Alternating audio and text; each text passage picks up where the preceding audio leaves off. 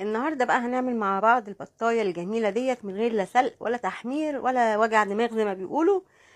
هغسلها كويس وهصفيها من الميه، وهجيب بصلايه كبيره مع 2 طماطم مع قرن فلفل اخضر رومي، ورقتين لوري، فص حبهان، ملح، فلفل، جوز الطيب. هضربهم في الكبه، وبعد كده هعصر عليهم ليمونه حلوه كبيره واحطها في الكيس الحراري واقفل الكيس وادخلها الفرن على نار عاليه. هعمل كمان صينيه رقاق. ادي الرقاق الجميل اهوت جايبه جاهز، ده نص كيلو يا جماعه. وادي الشوربه اللي انا هبل بيها الرقاق، والصينيه اللي هعمل فيها، وادي اللحمه معصجاها، وكلنا عارفين احنا بنعصجها ازاي. انا هنا طبقت صينيه الرقاق 4 رقاقات من تحت واربعه بعد ما حطيت اللحمه، وبين الطبقه والطبقه بدهن سمنه.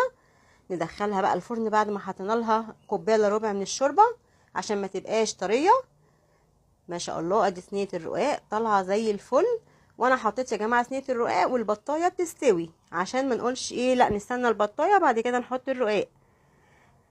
طبعا البطايه خدت لها حوالي ساعه ونص كده، الاول على نار، على اعلى نار في الفرن، وبعد كده على نار هاديه. البطايه مستويه وزي الفل معانا اهي، من كتر ما هي لحمها دايب. بصوا حبايبي، قفص الصدر فاصل خالص عن اللحمه.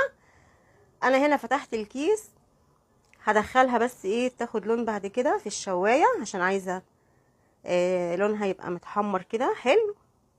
وادي لونها بعد ما دخلتها كده، خدت ايه 5 7 دقايق على الشوايه او 10 دقايق حسب ايه درجه الحراره بتاعت الشوايه بتاعتك. وصفه سهله وبسيطه، وكمان كنت عامله جنبيهم ورق عنب بس طبعا انا ما صورتوش. البطايه كده بتبقى احلى واجمل. اتمنى الاكله بتاعت النهارده تكون عجبتكم، واشوفكم على الف خير.